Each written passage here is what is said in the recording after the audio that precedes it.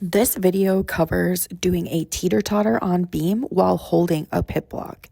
The pit block serves a few different goals during this.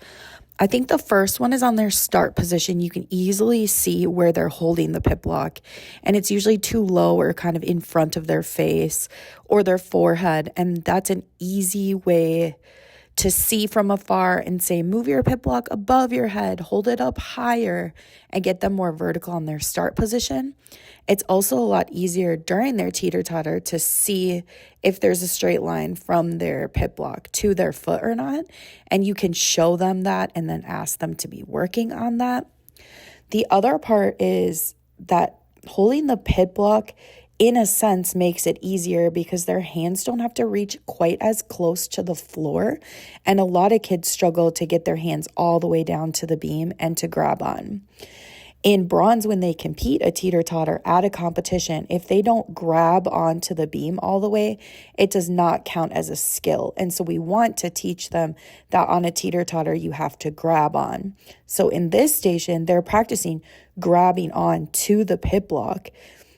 And that's where you can teach them what that means and how their hand should be, but then makes it easier in the sense that they don't have to reach down as far, which takes a little bit more body control and flexibility.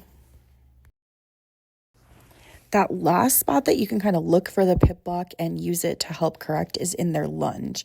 So obviously we know kids have a lot of challenges with what their legs are supposed to look like in a lunge.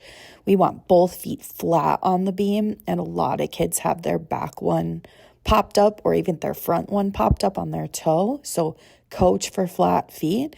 And then we want, of course, their front knee bent and their back knee straight.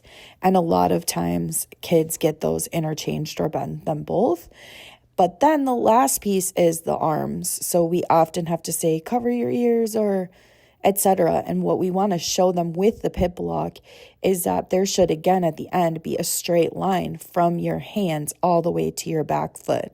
So when they stop their hands down low, kind of in front of their face or arms horizontal, then we can say, lift your pit block a little bit higher, and hopefully that helps them get it to the right spot.